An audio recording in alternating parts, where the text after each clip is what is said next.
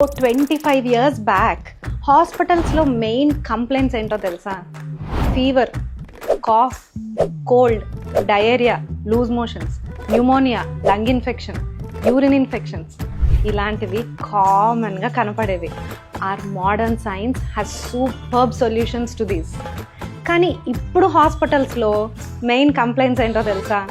Sugar, BP, fertility problems, సంతానలేమి, obesity, behavioural issues like anxiety, depression, ADHD.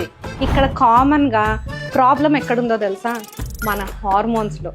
మన చుట్టూ ఉన్న హార్మోన్స్ని కెలికే సత్తా ఉన్న కెమికల్స్ ఉండగా ఏ మందు మంత్రాలు పనిచేయవు. అయినా లాజిక్ ఎవరికి వద్దులేండి, అందరికీ మ్యాజిక్కే కావాలి.